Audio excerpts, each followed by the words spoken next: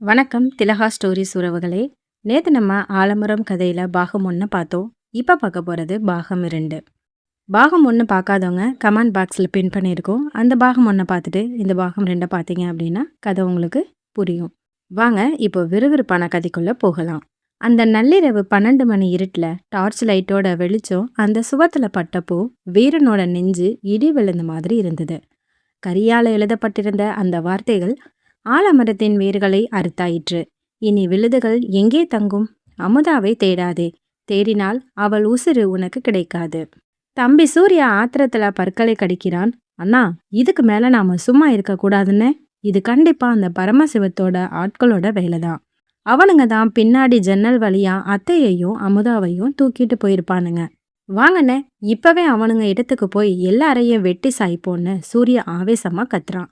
ஆனா வீரன் அவனோட கைகளை பிடிச்சு தடுத்து நிறுத்துறான்.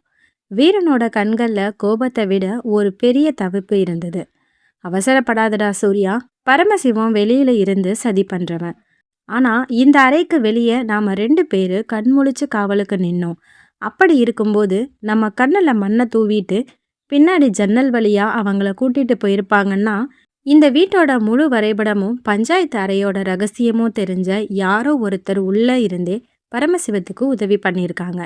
துரோகம் வெளியில இருந்து வரலடா, நம்ம கூடவே இருக்கிற யாரோ ஒருத்தர் தான் வழிகாட்டியிருக்காங்கன்னு வீரன் சொல்லும்போது அவனோட குரல் நடுங்குச்சு. தன் உசுருக்கு உசுரான காதலி அமுதாவுக்கு என்ன ஆச்சு? அவ பயத்துல எவ்வளவு துடிச்சுக்கிட்டு இருப்பாளோன்னு வீரனோட மனசுக்குள்ள ஒரு பெரிய புயலே அடிக்குது. அவனோட காதல், அவனோட கூட்டு குடும்பத்தோட கௌரவம் எல்லாமே அந்த இருட்டு ராத்திரியில கேள்விக்குறியா நிக்குது. அமுதாவோட அந்த பாசமான முகமும் அவ கையை பிடிச்சிட்டு அழுத அந்த நினைவுகளும் வீரனோட கண்ணுக்குள்ள வந்து வந்து போகுது. நள்ளிரவு தவிப்பு முடிஞ்சு மெதுவா விடிஞ்ச பொழுது புலருது. பஞ்சாயத்து கூடுறதுக்கு முன்னாடியே அமுதாவும் அத்தையையும் காணாம போன விஷயம் மல்லிகைப்பட்டி கிராமம் முழுக்க காட்டுத்தீ மாதிரி பரவுது. ஆலமரத்தடியில விடியற் காலையிலேயே ஊர் ஜனங்க எல்லாம் ஒன்னா கூட ஆரம்பிச்சிட்டாங்க. பரமசிவம் அவனோட ஆட்களோட பஞ்சாயத்து நடுவுல வந்து நின்னு மீசைய முறுக்கிக்கிட்டு பேசுறான்.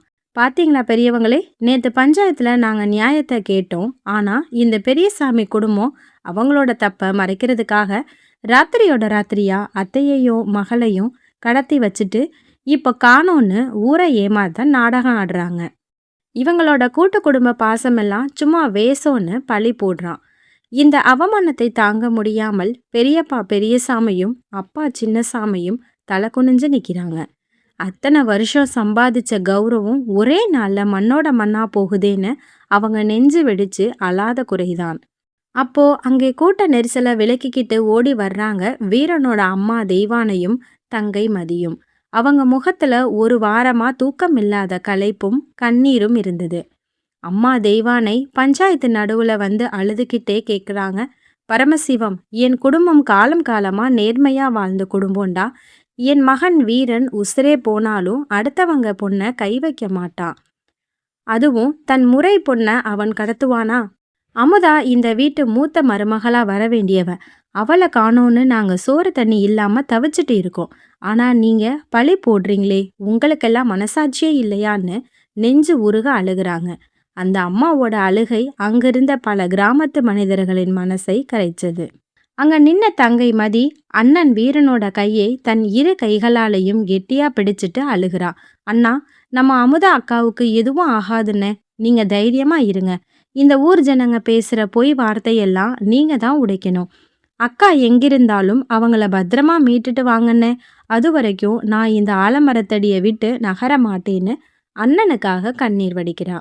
தங்கச்சியோட அந்த பாச போராட்டமும் அம்மாவோட கண்ணீரும் வீரனுக்குள் ஒரு புதிய சிங்கத்தோட தெம்ப கொடுக்குது. வீரன் ஊர் பெரியவங்களை பார்த்து சொல்றான். பெரியவங்களே, இன்னைக்கு மதியம் 3 மணிக்குள்ள என் அமுதாவையும் அத்தையையும் நான் இந்த ஊர் பஞ்சாயத்து முன்னாடி வந்து நிப்பாட்டுறேன். அப்படி நான் மீட்கலனா என் குடும்பத்தோட பூர்வீக நிலம் முழுவதையும் பரமசிவத்துக்கே எழுதி கொடுத்துட்டு நாங்க இந்த ஊரை விட்டே போயிடுவோன்னு ஒரு பிரம்மாண்டமான சபதத்தை செய்றான். பெரியப்பா பெரியசாமியும் அப்பா சின்னசாமியும் வீரனோட தோளை தட்டி, போயிட்டு வாடா வீரா, குடும்பத்தோட மானத்தை காப்பாத்துன்னு சொல்லி அனுப்புறாங்க. வீரன் தம்பி சூர்யாவை கூட்டிக்கிட்டு தேடுதல் வேட்டையில் இறங்குறான். வீரன் பஞ்சாயத்துல இருந்து கிளம்பும்போது அவனோட கவனம் முழுவதும் பரமசிவம் மேல மட்டும் இல்ல, தன் சொந்த சித்தப்பா கந்தசாமி மேல தான் இருந்தது. ஏன்னா காலையில இருந்து சித்தப்பா கந்தசாமி வீட்ல யாருடைய முகத்தையும் நேருக்கு நேர் பார்க்காம ஏதோ தப்பு செஞ்சவன் மாதிரி அலைஞ்சுக்கிட்டு இருந்தாரு. பஞ்சாயத்துலயும் அவர் பரமசிவத்துக்கு சாதகமாகவே ஜாட காட்டுனத வீரன் கவனிச்சிருந்தான். வீரன் தம்பி சூர்யா கிட்ட ரகசியமா சொல்றான், சூர்யா, நீ நேரா பரமசிவத்தோட வீட்டு பக்கமா போய் அவனோட ஆட்களை கண்காணி. நான் நம்ம சித்தப்பாவை கண்காணிக்கிறேன். எனக்கு என்னவோ துரோகம் வெளியில இருந்து வரல, நம்ம கூட்டு குடும்பத்துக்குள்ள இருந்தே தான் வழிகாட்டியிருக்காங்கன்னு தோணுதுன்னு சொல்றான். வீரன் யாருக்கும் தெரியாம சித்தப்பா கந்தசாமிய பின்தொடர்றான். கந்தசாமி பதற்றத்தோட தன் மோட்டார் சைக்கிளை எடுத்துக்கிட்டு ஊருக்கு ஒதுக்குப்புறமா யாருமே போகாத ஒரு பழைய கைவிடப்பட்ட நெல் அரவை மில்லுக்கு போறாரு. அந்த மில் சுத்தி முழுக்க கருவேல மரங்கள் முளைச்சு பாலடைஞ்சு கிடந்தது. மறைஞ்சு நின்னு வீரன் பார்க்கும்போது உள்ளே பரமசிவமும் அவனோட சில முக்கிய ஆட்களும் இருக்காங்க. கந்தசாமி உள்ளே போய் பரமசிவத்துக்கிட்ட கைய நீட்டுறாரு. பாத்தியா பரமசிவம், நீ சொன்னபடி அத்தையையும் அமுதாவையும் அந்த பஞ்சாயத்து அறையோட பின்பக்க ஜன்னல் சாவியை வச்சு நள்ளிரவுல என் ஆட்களை வச்சு கடத்திட்டேன். இப்போ மொத்த பழியும் வீரன் மேல விழுந்துடுச்சு. பஞ்சாயத்துல அவனுங்க நிலத்தை உனக்கு தர்றேன்னு சபதம் பண்ணியிருக்கானுங்க. எனக்கு பேசப்பட்ட பணத்தை இப்பவே கொடுன்னு துரோக சிரிப்பு சிரிக்கிறாரு. பெத்த அப்பாவுக்கு சமமான தன் சொந்த சித்தப்பாவே பணத்துக்காகவும் பொறாமையினாலும் குடும்பத்தையே அடகு வச்சு இப்படி ஒரு துரோகத்தை பண்ணிட்டாரேன்னு நினைச்சு வீரனோட நெஞ்சு அப்படியே பதறுது. அவனோட கண்கள்ல இருந்து கோபத்துல கண்ணீர் வருது. ஆனா வன்முறை வேணான்னு அம்மா சொன்ன வார்த்தை ஞாபகம் வந்ததால வீரன் பொறுமையா இருந்து அமுதாவை காப்பாற்ற தந்திரமாக யோசிக்கிறான். அதே நேரத்துல அந்த பழைய நெல் மில்லுக்குள்ள ஒரு சிறிய இருட்டு அறையில அத்தையும் அமுதாவும் கைகள் கட்டப்பட்ட நிலையில அமர வைக்கப்பட்டிருக்காங்க. அமுதா அழுது அழுது அவளோட கண்கள் எல்லாம் வீங்கி போயிருந்தது. அத்தை வள்ளியம்மை அழுதுகிட்டே சொல்றாங்க, அமுதா, என் சொந்த தம்பி கந்தசாமியே நமக்கு இப்படி ஒரு துரோகத்தை பண்ணுவான்னு நான் கனவுல கூட நினைக்கலடி. சொத்துக்காக சொந்த அக்கான்னு கூட பார்க்காம, தன் முறை பொண்ணுன்னு கூட பார்க்காம நம்மள இப்படி கடத்தி வச்சிருக்கானே, இனி நமக்கு யார் இருக்காங்கன்னு கதறுறாங்க. ஆனா அமுதா தன் கண்ணீரை தொடச்சிக்கிட்டு மன உறுதியோடு சொல்றா, அத்தை, நீங்க கவலைப்படாதீங்க, என் மாமன் வீரன் கண்டிப்பா வருவாரு. அவர் நம்மளை விட்டு கொடுக்க மாட்டாரு. இந்த கூட்டு குடும்பத்தோட பாசமும் அவரோட காதலும் ரொம்ப உண்மையானது. அந்த பரமசிவத்தாலேயோ இல்ல இந்த சித்தப்பாவாலேயோ நம்மளை பிரிக்க முடியாதுன்னு பிரிவின் துயரத்திலும் தன் மாமனின் மீதுள்ள ஆழமான காதலை வெளிப்படுத்துறா. அமுதாவுக்கு தன் மாமனின் நினைவுகள், அவனோடு கிராமத்து வயல்வெளிகளில் நடந்த தருணங்கள், கூட்டு குடும்பமாக எல்லாரும் ஒன்னா உட்கார்ந்து சாப்பிட்ட அந்த சந்தோஷமான நாட்கள் எல்லாமே நினைவுக்கு வந்து அவளை அழ வைக்குது. அவ மனசுக்குள்ள, மாமா சீக்கிரம் வந்து என்னை மீட்டுட்டு போங்க மாமான்னு வேண்டிக்கிறா. சித்தப்பா கந்தசாமியின் துரோகத்தை முழுமையாக தன் போனில் வீடியோவாக பதிவு செய்து கொண்ட வீரன் புயல் மாதிரி தன் கூட்டு குடும்ப ஓட்டு வீட்டுக்கு ஓடி வர்றான். அங்கே பெரியப்பா பெரியசாமி, அப்பா சின்னசாமி, அம்மா தெய்வானை, மற்ற சித்திமார்கள் எல்லாரும் அழுதுகிட்டே இருக்காங்க. வீரன் நேராக போய் எல்லோரோட முன்னாடியும் அந்த வீடியோ ஆதாரத்தை காட்டுறான். பெரியப்பா, அப்பா, நம்ம குடும்பத்தை அழிக்க நினைச்ச பரமசிவம் வெளியில இருக்கான். ஆனா அவனுக்கு நம்ம வீட்டு வாசலை திறந்து விட்டது வேற யாரும் இல்ல. இதோ நம்ம கூடவே இருந்து சாப்பிட்ட நம்ம சித்தப்பா கந்தசாமி தான்னு உண்மைய உடைக்கிறான். இதை கேட்ட அப்பா சின்னசாமி அதிர்ச்சியில நெஞ்சடைச்சு அப்படியே சோஃபாவில் உட்கார்றாரு. என் தம்பியா இப்படி பண்ணனான்? சொத்துக்காக குடும்பத்தையே அடகு வச்சுட்டானே, நான் எப்படி ஊர் ஜனங்க முன்னாடி முகத்தை காட்டுவேன்னு அழுதுகிட்டே கதறாரு. மற்ற சித்திமார்களும் கந்தசாமியோட செயலை நினைச்சு தலை குனிஞ்சு அழுகுறாங்க. ஆனா பெரியப்பா பெரியசாமி கம்பீரமாக எழுந்து நின்னு வீரனின் தோள்களை பிடிக்கிறாரு. ஒரு தம்பி துரோகம் பண்ணுனா என்னடா வீரா, உன்ன மாதிரி ஒரு பாசமான பிள்ளை இந்த குடும்பத்தோட கௌரவத்தை காப்பாத்த நினைக்கும் போது நான் எதற்கும் பயப்பட மாட்டேன். என் தங்கை வள்ளியம்மையையும் அமுதாவையும் நீதான் மீட்டு வரணும். உனக்கு இந்த பெரியப்பாவோட ஆசி என்றைக்கும் உண்டுன்னு வீரனுக்கு ஆதரவா நிக்கிறாரு. அம்மா தெய்வானையும் வீரனின் கைகளை பிடித்து, வீரா, நம்ம குடும்பத்துல ஒருத்தர் தப்பு பண்ணிட்டாருங்கிறதுக்காக நாமளும் வன்முறையை கையாளக்கூடாது. புத்தியால நேர்மையால நம்ம குடும்ப பொண்ணுங்களை மீட்டு வாடான்னு சொல்லி அனுப்புறாங்க. வீரன் வன்முறையை கையாளாமல் சட்டப்படியும் தந்திரமாகவும் பரமசிவத்தை வீழ்த்த முடிவு பண்றான். கந்தசாமி மற்றும் பரமசிவம் பேசிய துரோக பேச்சுக்களின் வீடியோ ஆதாரத்தை எடுத்துக்கொண்டு நேராக மாவட்ட காவல் கண்காணிப்பாளர் மற்றும் ஊர் பெரியவர்களிடம் போறான். ஆதாரங்களை பார்த்த போலீசாரும் ஊர் பெரியவர்களும் அதிர்ச்சியடைந்து உடனே பரமசிவத்தின் அந்த பழைய மில்லை நோக்கி புறப்படுறாங்க. இதற்கிடையில் பரமசிவத்துக்கு ஏதோ ஒரு தந்தி மூலம் விஷயம் அரைகுறையாக தெரிந்து விடுகிறது. வீரன் போலீஸோட வாரானா, அப்போ அமுதாவையும் அவங்க அம்மாவையும் இங்கிருந்து வேற ரகசிய இடத்துக்கு மாத்தணும்னு சதி பண்றான். வீரன் போலீஸ் படையோடு மில்லுக்குள்ள நுழையும் போது அங்கே பரமசிவமும் கந்தசாமியும் தப்பிச்சு ஓட முயற்சி பண்றாங்க. ஆனா போலீசார் அவங்கள நாலா பக்கமும் சுத்தி வளைச்சுக்கிறாங்க. சித்தப்பா கந்தசாமி தன் அண்ணன் சின்னசாமியையும் பெரியசாமியையும் அங்கே பார்த்து அவமானத்துல தலை குனிஞ்சு நிக்கிறாரு. என்னை மன்னிச்சிருங்க அண்ணே, பண ஆசையில பொறாமையில தப்பு பண்ணிட்டேன்னு அண்ணன்களின் காலில் விழுந்து கதறாரு.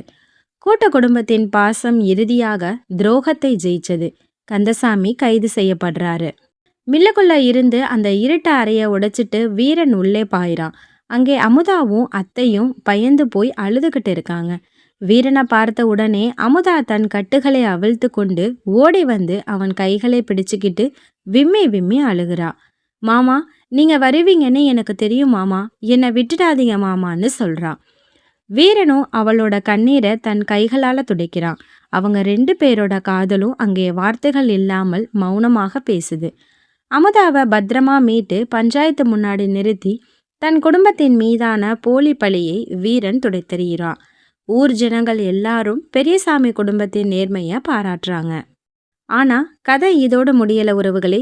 அமுதாவையும் அத்தையையும் மீட்டும் கூட்டு குடும்பம் ஓட்டு வீட்டுக்கு கூட்டிட்டு வந்த பிறகும் அங்கே ஒரு புதிய பாச போராட்டம், ஒரு பெரிய உணர்ச்சி புயல் வெடிக்குது. அத்தை வள்ளியம்மை வீட்டு ஹாலில் எல்லாரும் முன்னாடியும் வந்து நின்று கண்ணீரோடு சொல்றாங்க, அண்ணன் பெரியசாமி, தம்பி சின்னசாமி, தெய்வானை, கந்தசாமி தப்பு பண்ணியிருக்கலாம். ஆனா அவன் இந்த குடும்பத்தோட தம்பி, என் தம்பி. அவனால இந்த குடும்பத்துக்கு பெரிய அவமானம் வந்துருச்சு. நாங்க இந்த வீட்டுக்கு வந்ததால தான் இவ்வளவு சண்டையும் பிரிவும் வந்ததுன்னு என் உள் மனசு குத்துது. என் மகள் அமுதாவை உங்க வீட்டு மூத்த மருமகளாக்க எனக்கு ஆசைதான். ஆனா கந்தசாமியோட இந்த துரோக கரை மறைஞ்சு இந்த குடும்பம் பழையபடி மனசார ஒன்னா கூடுற வரைக்கும் அமுதாவுக்கும் வீரனுக்கும் கல்யாணம் நடக்கக்கூடாது. அமுதா இந்த வீட்டுக்குள்ள மருமகளா வரமாட்டா. அது வரைக்கும் நாங்க தனியாவே இருக்கோம்னு ஒரு பெரிய நிபந்தனைய கண்ணீரோடு விதிக்கிறாங்க. அமுதாவும் தன் அம்மாவின் வார்த்தைக்கு கட்டுப்பட்டு கண்கள்ல கண்ணீரோடு வீரனை பார்க்கிறா. வீரனுக்கும் அமுதாவுக்கும் காதல் இருக்கு, அளவு கடந்த பாசம் இருக்கு. ஆனா அவங்களால இப்போதைக்கு ஒன்னா சேர முடியல. கல்யாண பேச்சுவார்த்தை தற்காலிகமாக நிறுத்தப்படுது. காதலர்கள் பிரியவும் இல்லை, சேரவும் இல்லை. ஒரு மௌனமாக பிரிவு அவங்களுக்குள்ள நீடிக்குது. நாட்கள் மெதுவாக நகரத் தொடங்குது. கூட்டு குடும்பம் மீண்டும் தன் பழைய சந்தோஷத்தை மீட்க போராடி கொண்டிருக்கு. ஜெயிலில் இருக்கும் சித்தப்பா கந்தசாமிய சட்டப்படி ஜாமீனில் மீட்க அண்ணன்கள் பெரியசாமியும் சின்னசாமியும் முயற்சி பண்றாங்க. ஏன்னா அவர் துரோகம் பண்ணியிருந்தாலும் அவர் தம்பி என்ற பாசம் அவங்கள வாட்டுது. அமுதாவும் அத்தையும் அதே கூட்டு குடும்ப வீட்டின் ஒரு தனி பகுதியில தங்கியிருக்காங்க. வீரனும் அமுதாவும் தினமும் காலையிலையும் மாலையிலையும் ஒருத்தரை ஒருத்தர் தற்செயலாக பார்த்துக்கிட்டாலும் பெரியவர்களின் நிபந்தனைக்கு கட்டுப்பட்டு பேச முடியாமல் தவிக்கிறாங்க. அவங்க கண்கள் மட்டுமே காதலையும் தவிப்பையும் பரிமாறிக்குது. தம்பி சூர்யா அண்ணன் வீரனின் தவிப்பை பார்த்துட்டு சொல்றான், அண்ணா கவலைப்படாதீங்கண்ணா, அமுதா அக்கா உங்களுக்கு தான் பிறந்தவங்க. நம்ம சித்தப்பாவோட மனம் மாறி அவர் எப்போ வீட்டுக்கு வர்றாரோ அப்போ அத்தை மனசார உங்க கல்யாணத்தை நடத்தி வைப்பாங்க. அது வரைக்கும் உங்க தம்பினா உங்களுக்கு துணையா இருப்பேன்னு ஆறுதல் சொல்றான். தம்பியின் பாசம் வீரனுக்கு பெரிய ஆறுதலாக இருக்கும். இப்படியே சில வாரங்கள் ஓடுது. குடும்பத்துல அமைதி திரும்புற மாதிரி இருந்த நேரத்துல தான் அந்த விசித்திரமான நள்ளிரவு சம்பவம் நடக்குது. அன்னைக்கு கார்த்திகை பௌர்ணமி முடிந்து அடுத்த நாள் ராத்திரி மணி நள்ளிரவு 1 இருக்கும். வீரன் தன் அறையில படுத்துக்கிட்டு அமுதாவின் நினைவா தூக்கமில்லாம கூரைய பார்த்துக்கிட்டு இருக்கான். ஜன்னல் வழியா குளிர்ந்த கிராமத்து காற்றை வீசிக்கிட்டு இருக்கு.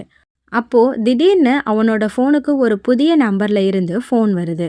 இந்த நடு ராத்திரியில யாரு ஃபோன் பண்றாங்கன்னு யோசிச்சுக்கிட்டே வீரன் ஃபோனை எடுத்து பேசுறான். மறுபக்கம் ஒரு கம்பீரமான ஆனா பயங்கரமான ஒரு புதிய கொடூரமான குரல் கேட்குது. அந்த குரல் சொல்லுச்சு, வீரா, பரமசிவத்தை ஜெயிலுக்கு அனுப்புனதோட எல்லாம் முடிஞ்சு போச்சுன்னு நினைச்சியா? அவனுக்கு பின்னாடி இருந்து ஆட்டுவிச்ச அந்த பெரிய தலை யாருன்னு உனக்கு தெரியுமா? உங்க கூட்டு குடும்பத்தோட அச்சாணியா இருக்கிற உங்க அம்மா தெய்வானையோட உசுறு இன்னும் சில மணி நேரத்துல பிரிய போகுது. உன்னால முடிஞ்சா காப்பாத்திக்கோ என்று சொல்லிவிட்டு போன் சட்டென்று கட் ஆகுது. இதை கேட்டு அதிர்ச்சியடைந்த வீரன் அலறி அடித்துக்கொண்டு தன் அம்மாவின் அறையை நோக்கி ஓடுறான். ஹாலை கடந்து அம்மா தெய்வானை படுத்திருக்கும் அறைக்குள்ள நுழையிறான். அங்கே டார்ச் அடிச்சு பார்த்த வீரனுக்கு தூக்கி வாரி போடுது. அங்கே அம்மா தெய்வானை பேச்சு மூச்சு இல்லாம படுத்திருக்காங்க. அவங்க வாயில இருந்து லேசா நுரை தள்ளி இருக்கு. யாரோ நள்ளிரவுல வீட்டுக்குள்ள ரகசியமா புகுந்து அம்மாவுக்கு விஷம் வச்சிருக்காங்க. வீரன் அழுதுகிட்டே கத்துற சத்தத்தை கேட்டு தம்பி சூர்யா, தங்கை மதி, பெரியப்பா, அப்பா மற்றும் அமுதா எல்லாரும் அலறி அடிச்சுக்கிட்டு ஓடி வர்றாங்க. அம்மா தெய்வானையின் நிலையை பார்த்து தங்கை மதி அம்மாவின் மீது விழுந்து கதறி அழுகிறான். அந்த நள்ளிரவுல ஒட்டுமொத்த கூட்டு குடும்பமே மீண்டும் ஒரு பிரம்மாண்டமான விடை தெரியாத ஆபத்துல சிக்குது. இந்த கதையோட தொடர்ச்சி நாளைக்கு காலையில் 9 மணிக்கு அப்லோட் பண்ணுறோம்.